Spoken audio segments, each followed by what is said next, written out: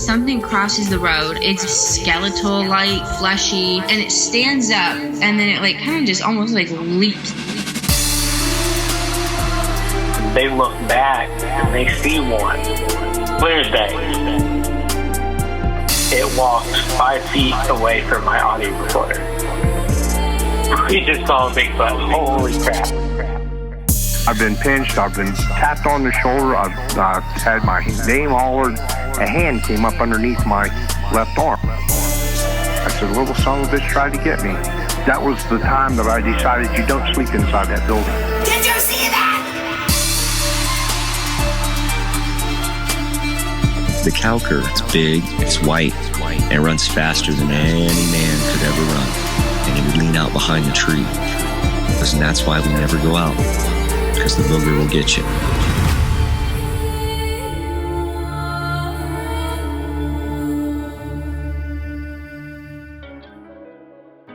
What's going on, everybody, and welcome back to another episode of Exploring the Unknown. I'm Dustin, and unfortunately Lou couldn't make it this time, so it's just me. Today's guest is John Stasco. He is a lifelong paranormal investigator with 56 years of experience, over 56 years of experience. He has been on more than 5,000 cases. He's had multiple encounters with Bigfoot, and he's witnessed UFOs. This episode is going to be a 2-part episode.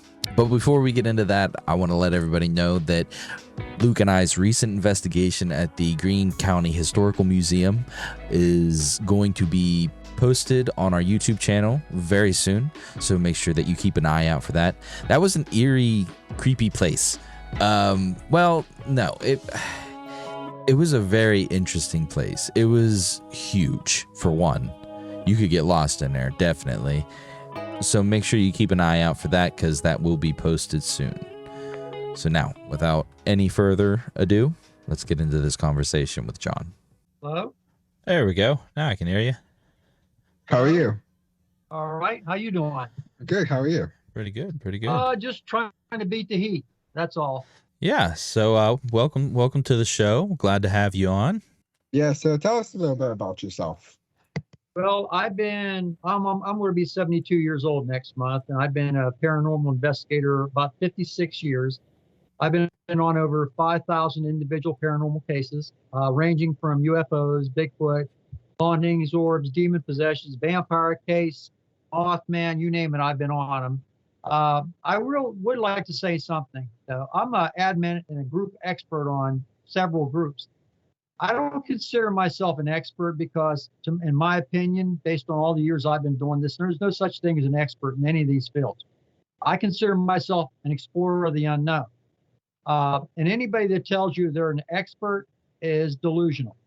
If there were experts, they could give us definitive answers on what these creatures are and what everything is about in the paranormal field.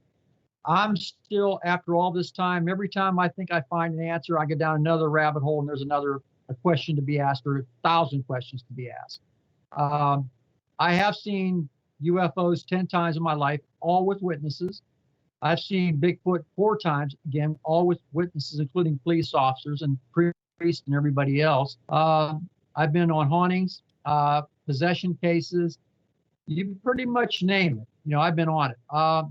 I used to belong to Stan Gordon's group, PASU. I was one of his lead investigators, and while in the group was featured on Unsolved Mysteries, Paramount Pictures asked us to endorse the movie Fire in the Sky, which we did. And, that was involving the Kecksburg case and Travis Walton's abduction as well, by the way. So I'm pretty well known in the field, I guess, but I really don't look for any kind of fame, notoriety, or fortune or anything like that. I'm not in this to promote myself or books or anything like this. I'm in this to find answers for the love of it. I go to speaking engagements, as you well know, and I don't charge a penny to go any of these things because, again, I just want to disseminate whatever data and information I can, get questions, to try to help people who have seen these things. And just so you know, the best answer I can give to somebody I believe had a paranormal experience is this: I believe you. They want some validation of the things they've seen. A lot of people are afraid to come forward because you have so much negative trolling on Facebook now And when I first started this, just so you know, there were a few of us in this field that were genuine in our pursuit of knowledge of these extraterrestrial phenomena and other paranormal phenomena. But then again, back then in the late 50s and 60s, we had people that were claiming to be taken to Venus. And look, my hobby is astronomy, okay? I can tell you right now, you could not stand on the surface of Venus. The pressure on Venus is so great, you would crush. It would burn you up or crush you.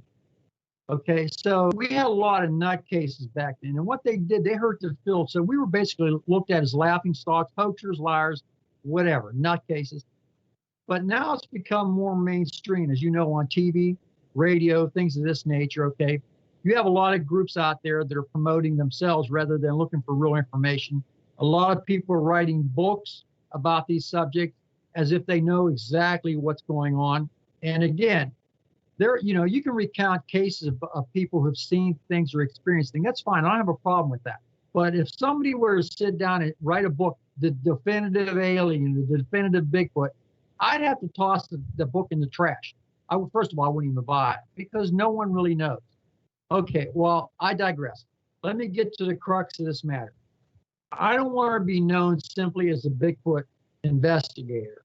I got into this field to begin with because I saw a UFO when I was 5 years old with my father, who was the chief of police. Since then, I've seen him 9 more times, all with witnesses. But as I started investigating a lot of these cases of UFOs appearing, I started hearing a few cases about people saying they saw a Bigfoot in close proximity to a landed or hovering UFO, or going into or coming out of a UFO. Well, that really piqued my interest. Now, another one of my hobbies is anthropology. Okay, I have many, but anthropology, paleontology, astronomy, these are pretty much my main ones. When I did the research, you've all heard of Gigantopithecus, okay? It was a large ape about 10 feet tall, lived in the Paleolithic era about 50, 65,000 years ago, okay? Supposedly extinct. Also, you had the Denisovans, okay, which were gigantic in stature as well, about 8 feet tall or so. Now, let me tell you this. I had never seen a Bigfoot until 1991. Okay, 1991. I was on a case in McMurray, PA, with my co-investigator, Devin Ross, for about a year.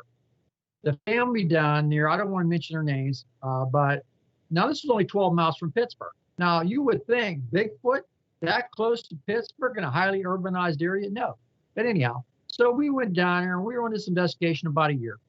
Anyways, so about that time, toward the end of the investigation, my friend Devin, I'm 6'4", you saw how tall I am, but Devin's 6'6.5", big guy, 660 pounds.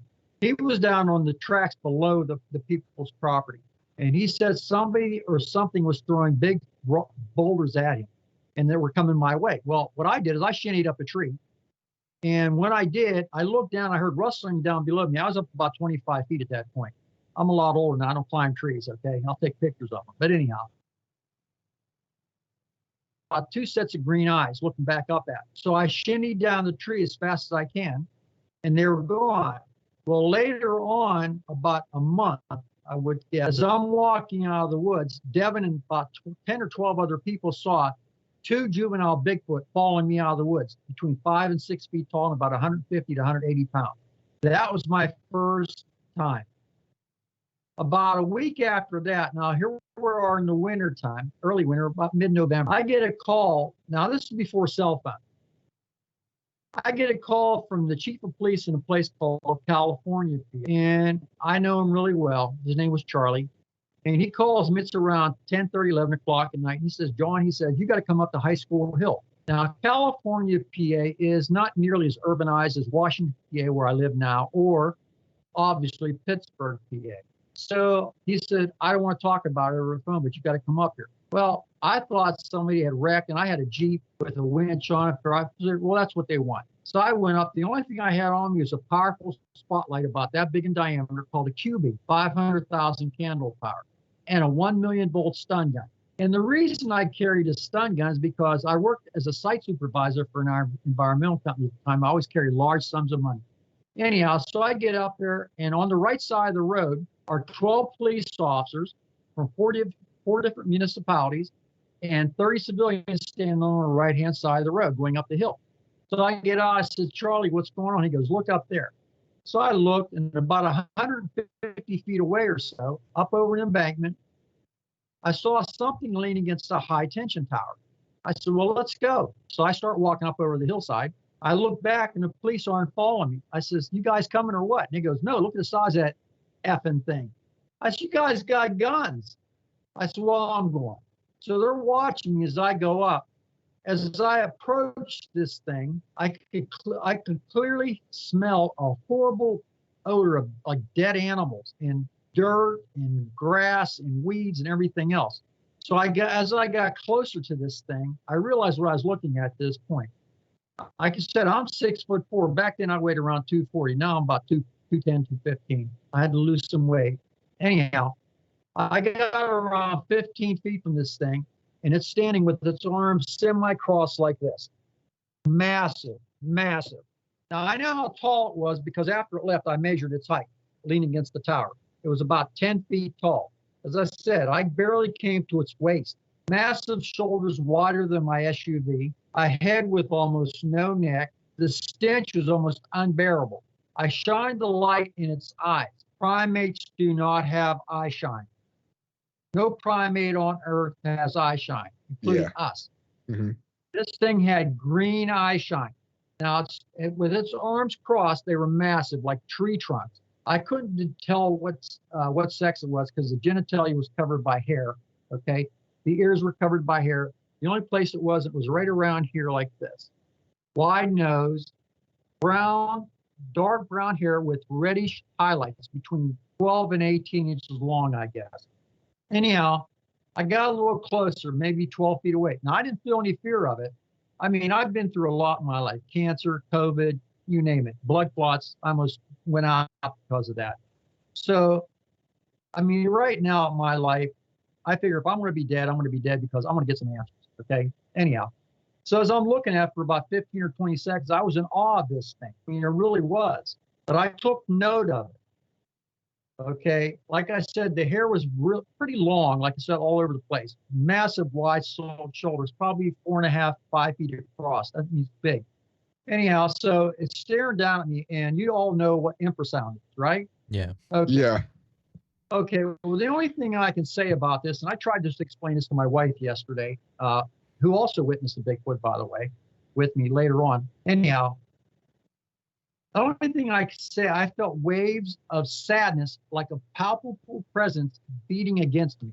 Sadness. That's the only thing I can't explain it any other way, but it felt like it was emanating sadness. So I'm looking at this thing in awe. You know, I didn't feel any fear of it.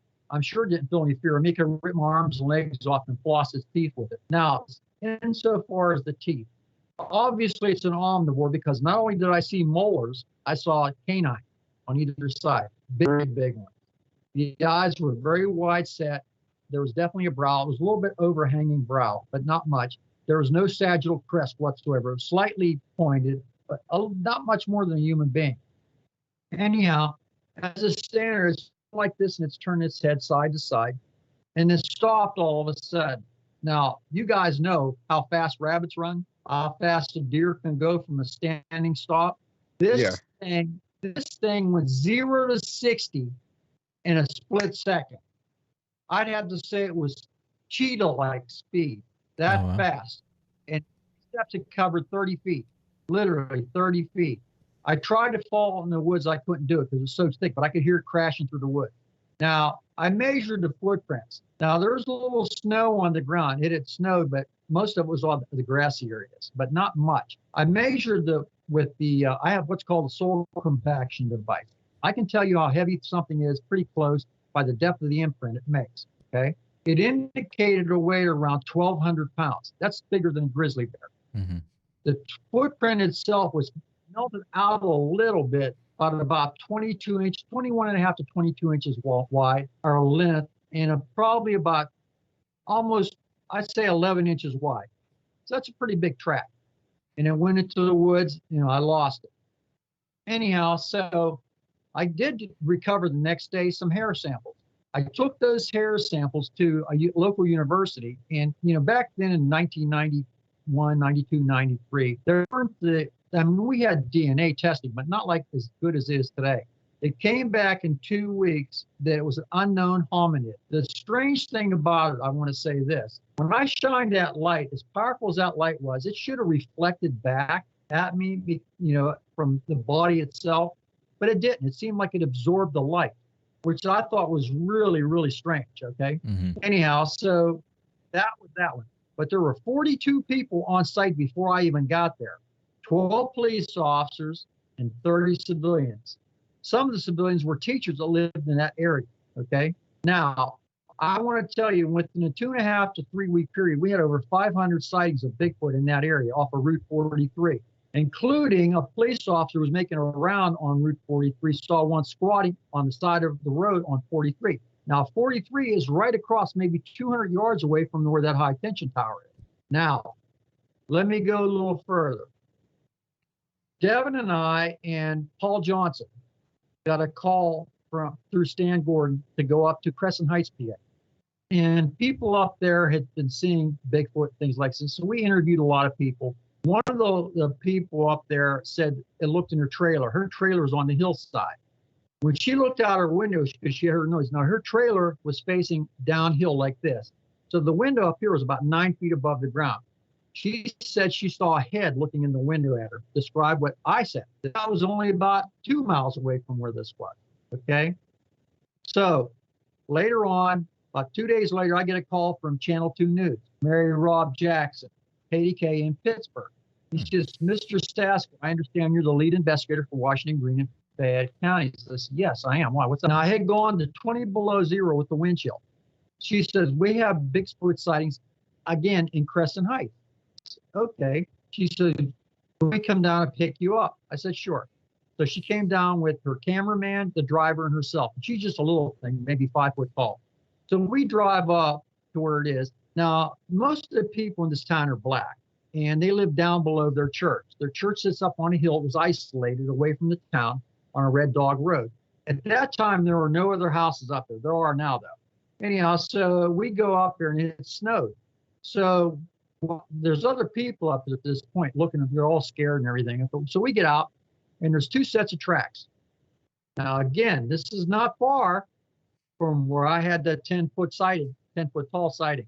I got out and measured the tracks, almost 22 inches long for the one. The other one was almost 18 inches long.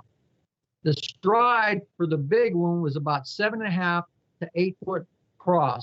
Holy crap. The stride. Wow. Right now, just so you know, a 6 foot man has a 24-inch stride heel to toe.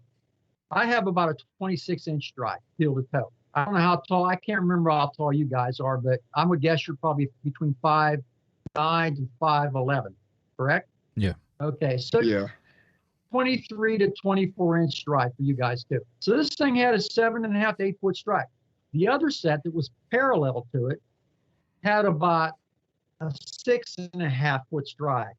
Now I measured the depth of the footprints, the big one, around 1,200 pounds. Could it be the same one? Probably. The smaller one indicated weight on 1 foot of 800 pounds. But here's the kicker. The right foot indicated on the smaller one a weight of around 1,000 pounds. Why do you think that is, fellas? It's carrying an infant. It's carrying something that weighs almost 200 pounds. Yeah. So here's the other thing. As you well know, being in the paranormal field yourselves, you know that Bigfoot does not walk like a human being. He doesn't walk side to side like we do. He walks 1 foot in front of the other, like this, okay? Those tracks were just like that, okay? Now, I followed them to the edge of the hill, and you could clearly see where they squatted down in the snow. You saw their butt prints, for crying out loud. They were squatting down, looking over the hillside into the town itself. But here's the other thing. I couldn't find any prints that went further at all. And I should have found because there was snow there. So I took a second look at the prints that I followed. You remember the old Indian trick? What did the old Indian tricks, what they used to do to lose their trackers? Backtrack. They backtrack. Mm-hmm. Oh, yeah. Tracks. They step backwards into their tracks. There's no Yeah. animal on the planet that does that. None. Gorillas don't do it. Chimpanzees don't do it. Bonobos don't do it. No primate on earth does that. And when I followed the tracks backwards to where they led into the woods, there was such thick brush here and on the ground, you couldn't follow them any further. Okay. Now, it was about 20 below zero at that point. Okay. We were up there maybe in about 2 hours. I went out and I found more hair samples. Again, I took those same hair samples to our local university. And about 2 weeks later, it came back. Same result as the first set. Same result. Okay. Now, last summer, my wife and I were going down to Cheat Lake, West Virginia. We're going down to Cooper's Rock. There's a long grade there as you go up toward Cooper's Rocks. She immediately saw something stand alongside the road, just in the tree line. I stopped and slowed down. I couldn't stop completely because there's other cars coming up. What I saw and what she saw was about an 8-foot tall Bigfoot. I don't know if it was male or female, plain black. I wouldn't even have noticed it, but it just moved a little bit. So I pulled my car up off the side of the road and I tried to run back down. I can't run real fast. I just had a knee replacement. But anyhow, it's another story. But I tried to get down there as fast as I could and it was gone that fast. Okay. So in my life, I've seen them 4 times. Okay. Now, what they are, I don't know. But I'm going to tell you something, gentlemen. When I looked into the eyes of the 10-foot tall one, I didn't see an animal looking back at me. What I saw was an intelligent, self-aware, sentient being. I don't know what it is. I can tell you what I think it isn't. I don't think it's a natural creature. I know there's other people in this field that feel the same way as I do that's not terrestrial. Mm-hmm. I don't want to say interdimensional or extraterrestrial because, frankly, I don't know at this point. But I'll tell you something. For something this big to have existed since before, even when, I mean, records go back with the Native Americans talking about, okay, it's been seen almost all over the world and by different names, the Yeti, the Yeren, okay, the Bogey Creek Monster, the skunk ape, you name it. But what I've noticed in my area of research is that the northeastern Bigfoot is not, how can I put this? It's not antagonistic. It doesn't want to need trouble. It doesn't steal cattle or dogs, okay?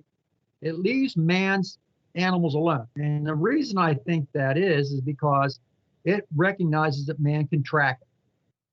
And if their cattle started disappearing, they would put out an all-out search to see what's causing it, okay? Yeah. Mm-hmm. Nowadays, we have technology that, you know, I have a bunch of technology. I just spent $3,000 worth of stuff for new technology right now. But it doesn't try to harm anybody. Now, the juveniles that I encountered in McMurray threw rocks at my friend, but they're juveniles. I think as these creatures age, they mature. If they're around other adults, they'll mature faster, okay? But, okay, that's the northeastern. The southern ones in Georgia and Florida and those places seem to be more territorial and more feral. They will try to hurt you at times, okay? And I moved to the West Coast, the Pacific Northwest.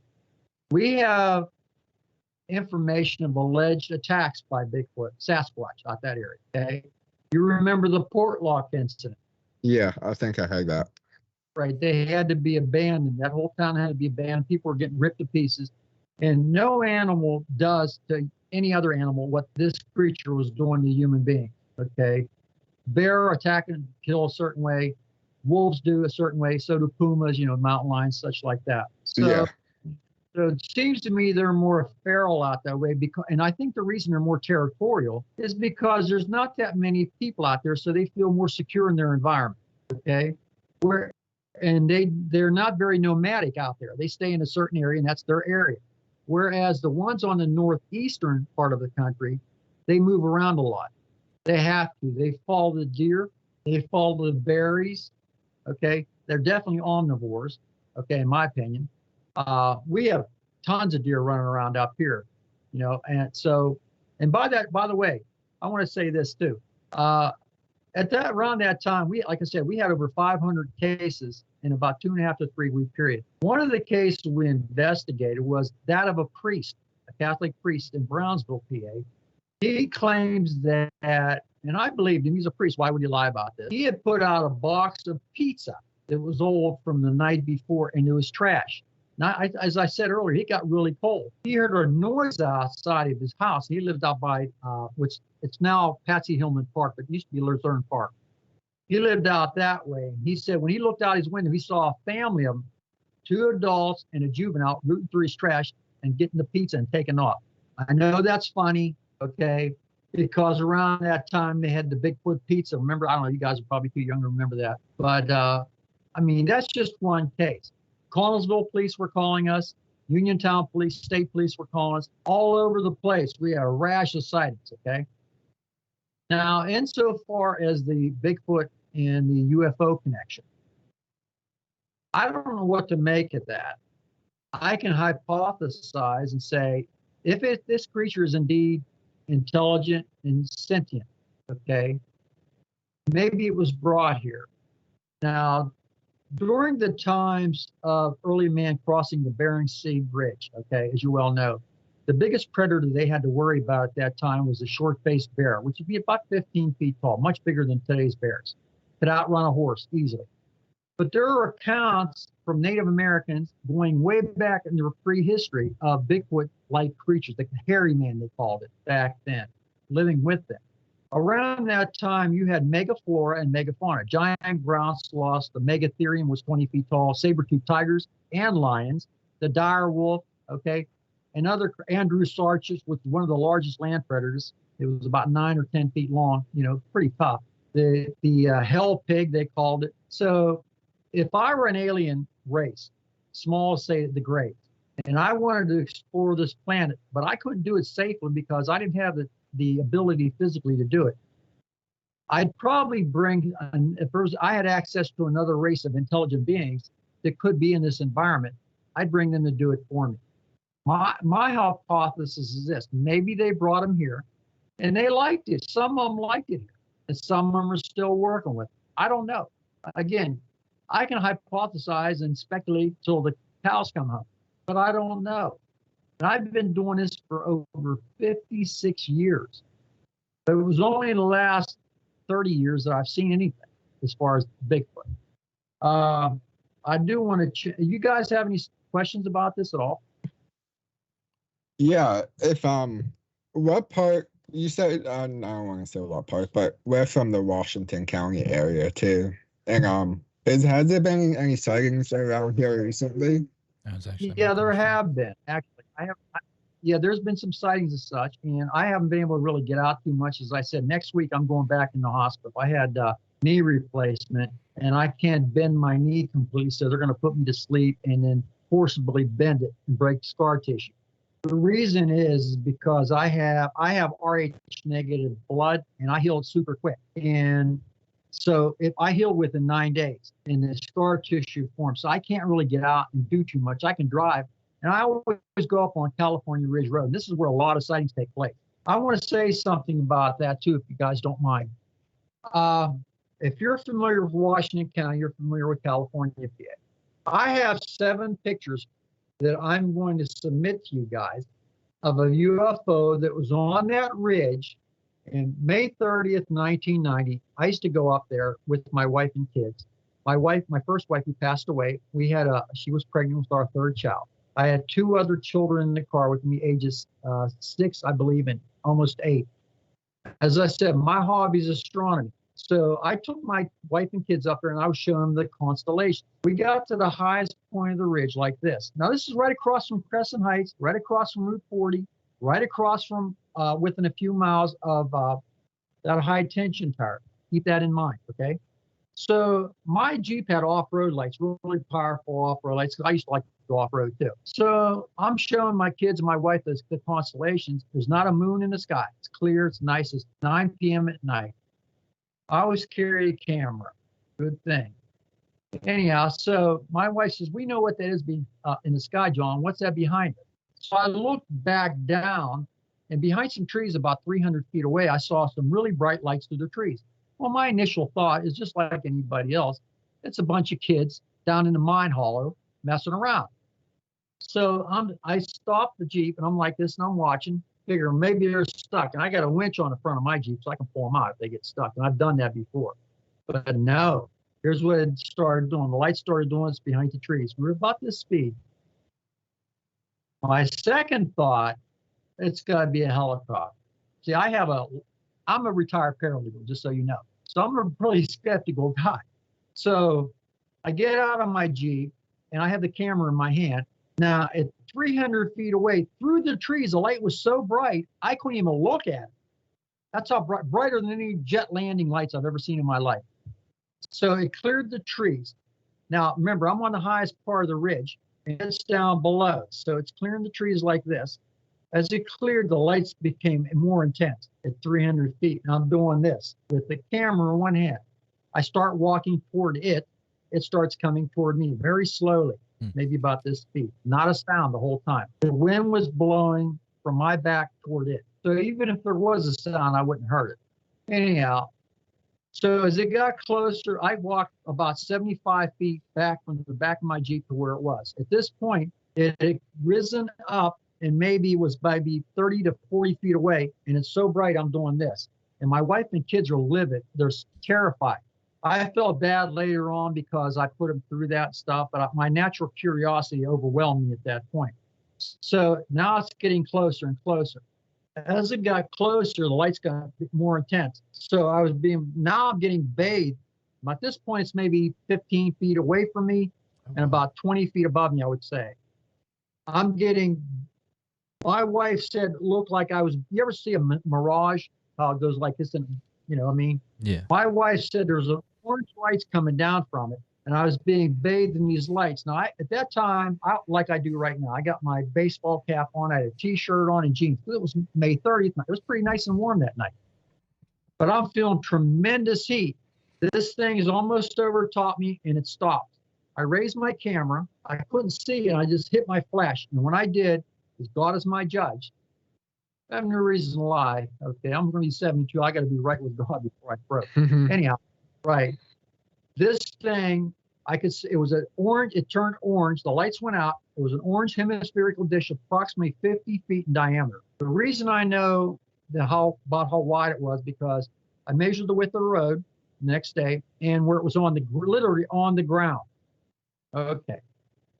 As it's hovering above me, my wife and kids again are screaming. I'm 75 to 80 feet back at the back of the Jeep at this point. It tilts down like this, and there's two sets of landing gear, but it's not like you would think with tripod. You know, you see the old movies, they come down no, nothing like that.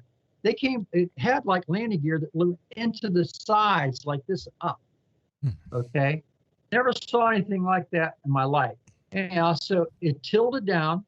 And when it did, at this point, it's about 12 feet above me, the leading edge. It was just a big round, like a dish overturned upside down. There were 3 windows in this craft. I got pictures of this, by the way, 7 shots of this thing, okay, just so you know. In those windows, there was 2 small ones on either side of a larger. The 2 small windows were maybe, I'd say, 20 inches in width and maybe 14 inches in height, and the one in the middle was bigger. It was maybe about 3.5 to 4 feet in width, and maybe 2 to 2.5 feet in height. In those windows, on the 2 small windows, were 2 small beings. They're gray, dark gray, black eyes, big heads. Okay. In the middle window was another small one, the same height as the other 2, but a taller one by about a head, lighter in color, looking out the windows. What do you think I did, fellas? Did you wave? What? Yeah. Snap pictures. Right. What I did was this too. I went like this and waved at them, and here's what they did. All 4 of them waved their long fingers, longer than mine, maybe about 2 inches longer than mine. Then it tilted back up like this in the blink of an eye. No sound. It was 300 feet away over some trees off to my left at this point. Now, the ridge is real windy. This thing was moving like this, jerking, not not smooth, but like jerking, like this. It was orange. I have pictures of all this stuff. Okay. I ran back to my Jeep, and the ridge, as I said, is real windy. So I had to go. I jumped in. I'm going 60 mile an hour to keep up with this thing. I can see it clearly off to my right at this point, moving in that jerky motion. So we go about 2 miles down the road, and it comes around the turn and disappears over some high tension lines and the right of way through that. So at this point, I'm feeling a lot of heat. And, so I told my wife, I said, look, I'm going to come back. I'm taking down to my brother's house. Now, my brother Ralph works for the Washington County Redevelopment. He's been there for 45 years or so. Okay. My younger brother. I'm the oldest of all my brothers. Anyhow, so I took him down there. And now at this point, listen to this. Any place my skin was exposed, my ears, my hair, my arms, my skin was peeling off. My hair was falling out on the side. Wow. Okay. I was feeling very sick and very hot, but I was determined to go back up.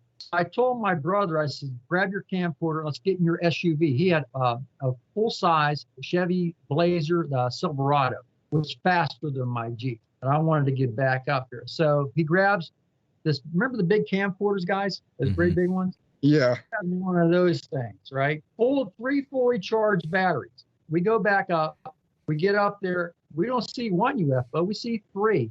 One here, one down here, and one here in a triangular formation. Same type. 3 orange lights. Got pictures of that too, guys. And I also have some video of that. Anyhow, he starts to film it. The camera, it dies. The battery dies in about 5 seconds. He takes that out, slams another one, 3 seconds more to film, the battery dies. He puts the 3rd battery in, it dies almost immediately, and all the lights went out on the SUV, the Blazer. When it did, the one at the top went straight up, the other 2 went to the left and the right. At this point, I mean, we're awestruck. I mean, we're like, really, wow, we see 3 of them at one time. So he says, John, we got to get you to the hospital. So there used to be, you guys know where the old Brownsville Hospital used to be? Yeah. I believe so. Yeah. Okay. Anyhow, so we're on the way there, and Ralph says to John, what are you going to tell him? You can't tell him you got zapped by a flying saucer. I said, look, I'll tell him again, this is not really socially acceptable to most people. They're going to think you're a nutcase.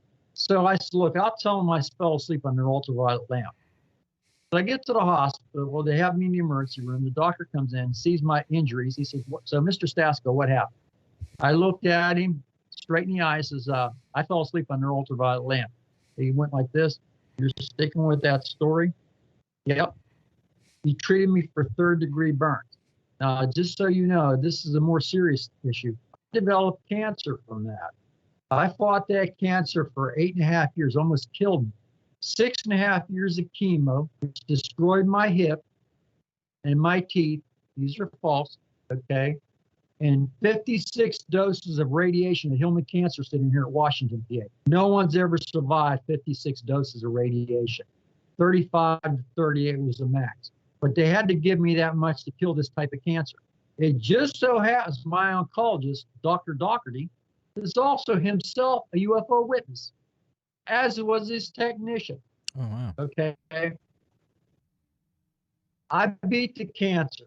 It hurt me pretty bad, but I survived. In fact, they call me Superman here because I survived it. There was a man sitting in a chair next to me, my age. He had cancer too, and he just died right in front of me during COVID. That's when I had my radiation. Now, let me say something else. When I was still a sophomore in high school, okay, on Christmas vacation, all I wanted from my dad, who was the chief of police where I lived at the time, and a constable, I said, Dad, I want a set of walkie-talkies for Christmas. And I lived in a town down below High Point, okay? So I go out there, my dad's on duty till 11 o'clock that night as a police officer, and I'm standing out there, I'm talking to my buddy Jack Timlin out in Long Branch, okay? I had really good walkie-talkies. For some reason, this is about 9:30 at night. It's like I said, Christmas vacation. I'm a little skinny guy at the time. I weighed about 132 pounds and about 5 foot 8 inches tall. So I grew quite a bit. Anyhow, so for some reason, as I'm facing this hillside, there's a barn on top of this hillside. I ducked. And when I ducked, I looked up and I saw an object. I've never seen nothing this big in my life. I've seen ships. I've never seen nothing like this thing. I estimate it was 800 feet long by 500 feet wide. It was shaking. Wow. I'm going to try to show you like this.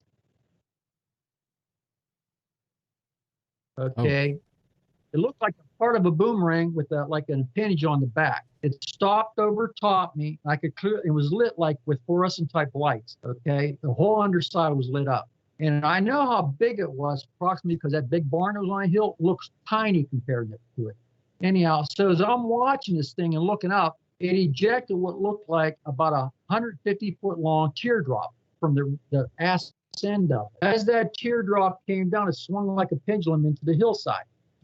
Then it zipped away, not a sound. Now, I didn't tell anybody about this, but when I walked in the house, I told my mother, and she said, my face was white as a ghost. She said, you're staying up till your dad comes home. So he came home. I told him what happened. So I said, Dad, let's go up here. He said, no, not tonight. We'll go up tomorrow. So he and my brother Frank went up there the next day. That whole hillside where that pendulum-shaped object came down was torn up. To this day, it's still torn up. Nothing grows there. Oh, wow. Now, I didn't tell anybody else about this, just my family, my immediate family. My dad, my brother Frank, and my mom were the only ones knew it, and myself. Now I go back to school after Christmas vacation. Now, around that time, not like today, in high schools today, you have to get clearances. You got to come into school, check in, et cetera, as you guys know. Back then, we had all kind of recruiters coming in from the colleges, from the Secret Service, from different places, for technical schools and stuff to talk to us about where we want to go after we graduate. So my principal, whose name was Strickler Pollock, says to me, Johnny, he came in my study hall and says, look, there's two men here to talk to you. They're in your home room, which is in the front of the school by the parking lot. I said, oh, okay, great. Now, remember, I'm a little guy. Just so happens my homeroom teacher was Pete Petroff. He was our football coach as well. He was about 6'5" and about 400 pounds. Big guy. You guys know him? Mm-mm. Oh, okay.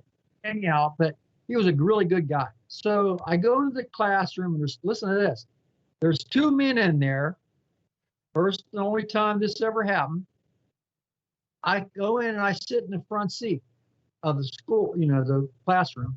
These two guys are dressed identical. Black suits, black ties, white shirts, black fedora hats. The shoes are shiny as hell, okay?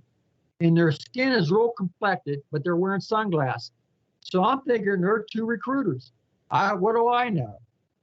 That's not what they started asking. They started asking me what I saw. It caught me right off. I went, what? And then they started threatening me. They said, if you tell anybody what you saw, we can put you in jail the rest of your life, or we can hold you in communicado. At the time, I didn't even know what the word meant. Or we can take and do the same with your family, or we can put you to death. Well, it scared me pretty good back then. Like I said, I was just a little guy. So around that time, the door was open to the schoolroom, the door, and my high school homeroom teacher, Pete, come walking by and saw me. He looked in and he saw how I was my consternation. He walked and said, what's wrong, Johnny? I said, these guys are threatening me. Now, remember, he's a big guy. He said, what are you doing threatening this boy? What do you want? They looked at each other and didn't say a word. It was like non-verbally. And by the way, when they were asking me questions, one would start the question, the other one would finish it. Like they were the same person.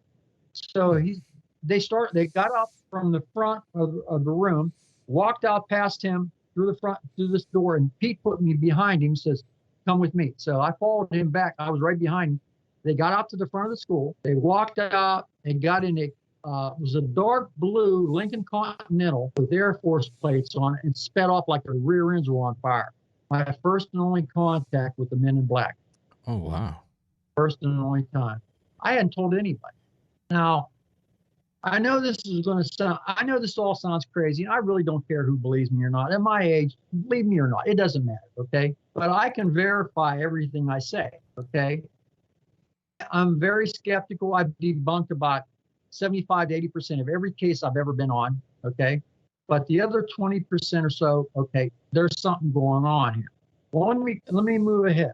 So Devin and I get a call from the Uniontown police, and they said there was a UFO sighting over a place called Census Technology. This is in the wintertime, and Census Technology is a cryogenic plant. It sits at the bottom of Summit Mountain, second tallest mountain in the state. So we go up and we at night and we talk to the guy, the night watchman that saw this green and white object hovering over the plant. Now, as you know, Summit Mountain is part of the Chestnut Ridge area. Chestnut Ridge is considered Pennsylvania's zone. All kinds of stuff happens up there, not just Bigfoot, but UFOs, you name it. So Devin and I got this bright idea to go up the next day at night in my Jeep, because the mountain, when you get up on a mountain, the snow's pretty deep up there. So you know where Jamonville Cross is at, guys? I do not know. Okay, Jamonville Cross is a 60-foot tall cross that sits above on the top of the mountain, and the church camp called Jamonville Glen sits down below. Now, so we went up there because there's some microwave towers, and it just so happens that that part we were on overlooks Uniontown, PA, and overlooks where Census Technologies. So we go up there with 2 telescopes, okay, power packs, everything we possibly could use. Now, there's not a moon out or anything that night. So as we're pulling into that area, there's one truck sitting there, and it's a camouflage type truck with a camo paint on it and such. So as we're driving by it, I looked over to my right, and there's 2 guys in uniform there, military type uniform, sitting in the truck. I'm like, So as I go further down the road, I said to Devin, I said, let's pull off into the woods here. I got a bad feeling. He says, why? I said, I don't know. So I just have a bad feeling. So I pulled off into the woods with my Jeep. It goes anywhere, okay? Wish I still had it. Anyhow, here comes this truck about 2 minutes later with its lights off coming down the road where we were. Why? At night, up in snow areas on a mountain? Okay. Well, that kind of spooks us, but it passed us. We waited about 5 minutes and we went out and we went down to where these microwave towers were. We set up our equipment to the left of that microwave tower. There's 3 or 4 of them up there. We're up there about 20 minutes, having our equipment all set up, and we're looking down into town, and I hear a helicopter. Now, remember that Q beam I told you I had? 500,000 candle power. Light up anything. I can light something. Right. I hear a helicopter, but I don't see it. So what happened was I turned the light and I started flashing my light in the air like this, and I catch a black Huey helicopter running with no lights on whatsoever, with its side doors open. No running lights, none. Down below it on the ground was a dark blue or black Lincoln Continental. I'm a car buff, so I know what I'm looking at. On the driving first, then followed by 2 Humvees and 2 troop carrying trucks, all with their lights off, going to the direction we just came.